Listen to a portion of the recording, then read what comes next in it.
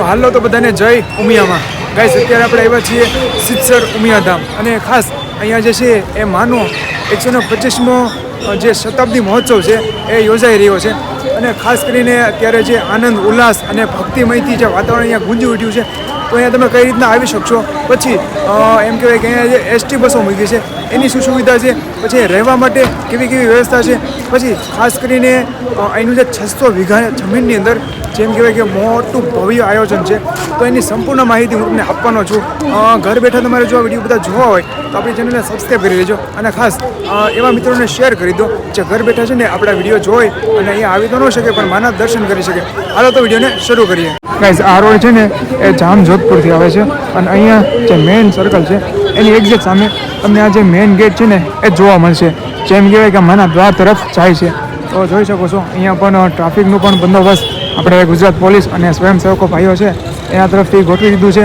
તો આ છે મેઇન દ્વાર અને આપણે ધીરે ધીરે અંદર જવાનું છે. ગાઈઝ હવે આપણે છે ને ધીરે ધીરે જે મેઇન ગેટ છે એની અંદરથી ચાલવા મળ્યા છે અને અહીંનું તમને છે ને સવારમાં હજી આજે પહેલો જ દિવસ છે એટલે કે 25 ડિસેમ્બર અને આ જે છે 29 ડિસેમ્બર સુધી આ જે મહોત્સવ છે એ ચાલુ રહેવાનો છે.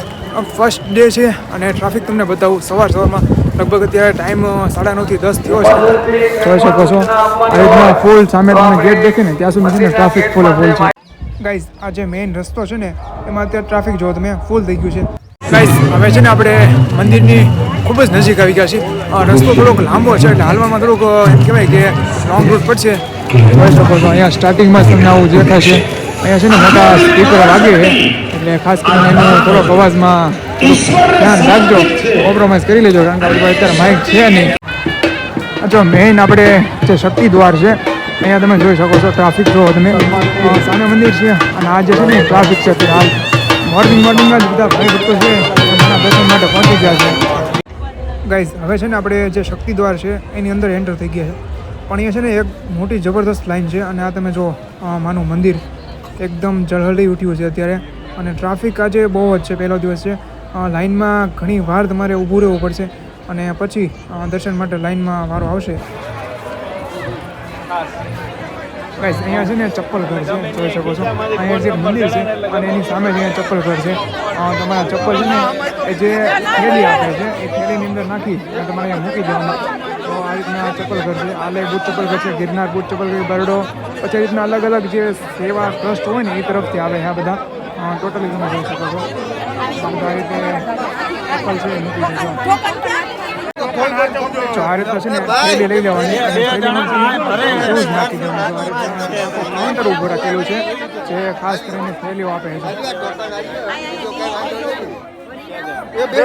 ગાઈઝ આપણે થેલીમાં ચપ્પલ નાખી દીધા અને હવે આપણે માના મંદિર બાજુ જઈશું તો બી કન્ટિન્યુ રહેજો અને એક વખત જય ઉમિયામાં કમેન્ટ કરી દેજો.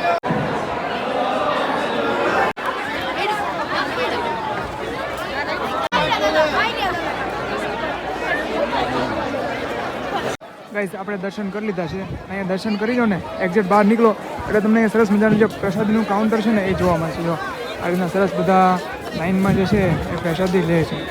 ગાઈઝ દર્શન કરીને પ્રસાદી લઈને તમે આગળ વધો ને એટલે સરસ મજાનું છે ને પરિસર છે અને અહીંયા ચકલી ઘર છે, પક્ષી ઘર અહીં જોઈ શકો છો.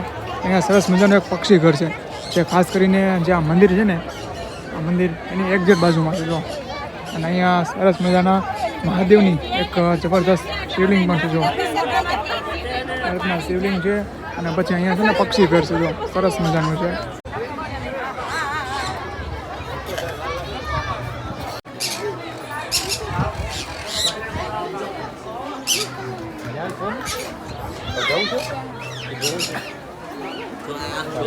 ગાઈઝ હવે છે ને આપણે માના દર્શન કરી લીધા અને પ્રસાદી પણ લઈ લીધી અને લગભગ અત્યારે વાગી ગયા છે 11:30 12 જેવું અને તમે જો મંદિરથી નીકળો ને એટલે તમને અલગથી એક રસ્તો આપવાનો આવે. જેમ કહેવાય કે યજ્ઞશાળા છે, પછી જે ઔદ્યોગિક મેળો છે, કૃષિ મેળો છે, એ બધાના આયોજન છે ને એ તરફ આ રસ્તો જાય છે. નદીની વચ્ચે વચ્ચ આ એકદમ જબરદસ્ત રસ્તો છે. ખૂબ જ સરસ મજાનું સુંદર એમ કહેવાય કે અહીંનું છે ઊભું કર્યું છે નજારો જોઈ શકો છો.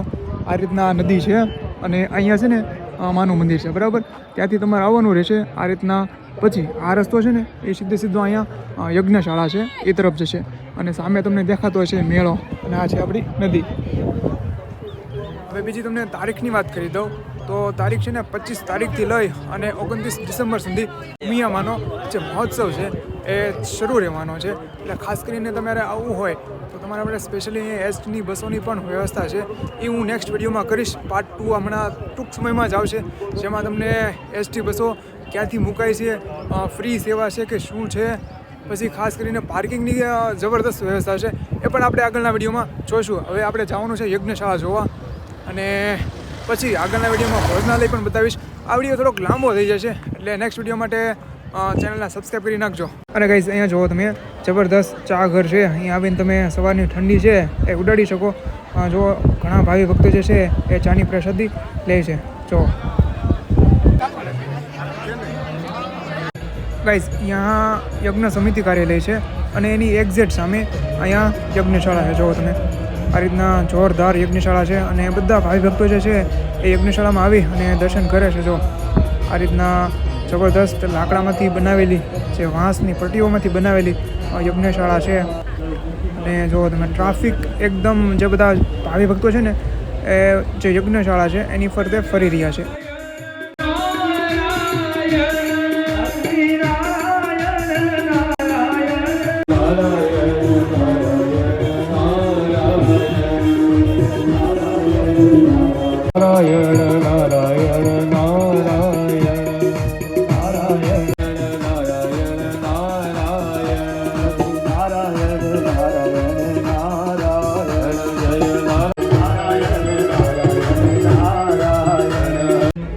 અહીંયા છે ઉમિયામાનું મંદિર નદીની ઓલી સાઈડ અને એની એક્ઝેક્ટ સામે યજ્ઞશાળા છે જે અહીંયા તમે જોઈ શકો છો.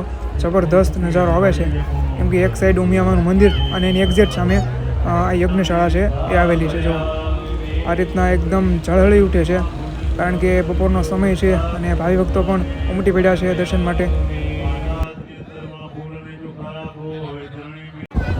યજ્ઞશાળાની એક્ઝેક્ટ બહાર તમને અહીંયા ઉમિયા રથ જોવા મળશે, જ્યાં ઉમિયામાંની એક પ્રતિમા અંદર બેસાડેલી છે અને બધા જે ભાવિ ભક્તો છે એ જોઈ શકો છો અહીંયા કે દર્શન કરી રહ્યા છે. જો આ ઉમિયા રથ છે અને 1 બાય 1 બધા જે છે એ માતાજીના દર્શન માટે જાય છે.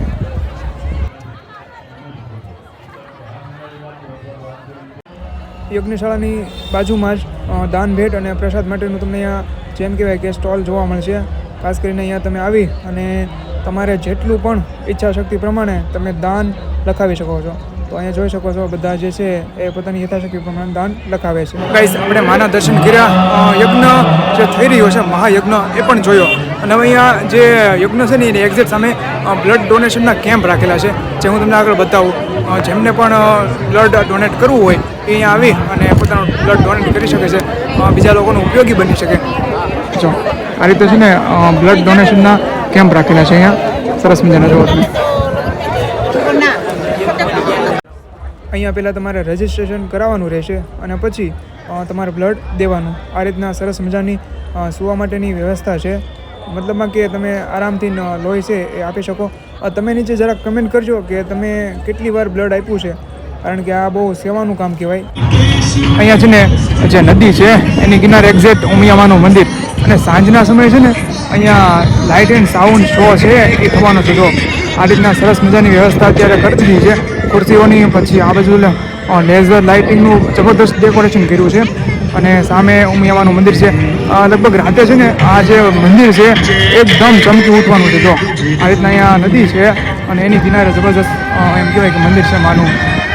આ છે ને માના એમ કહેવાય કે સાંજે એમ કહેવાય કે આરતી સમયે આની અંદર જે દીવડા છે પ્રગટાવવામાં આવશે.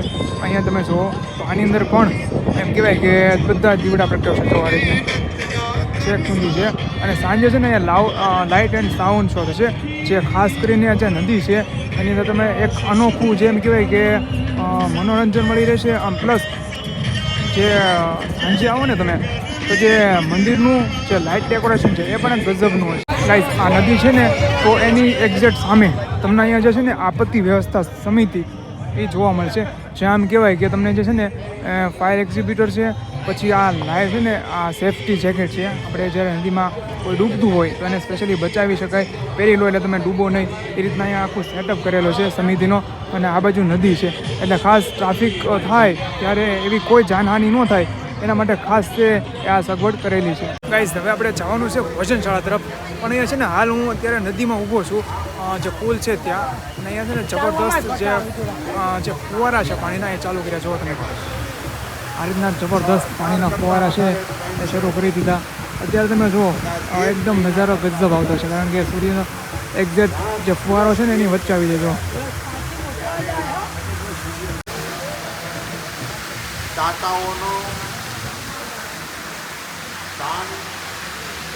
હાલો તો મળીશું ફરી નવા વિડીયોમાં પાર્ટ 2 ની અંદર. એટલા માટે ચેનલને સબસ્ક્રાઈબ કરી નાખજો.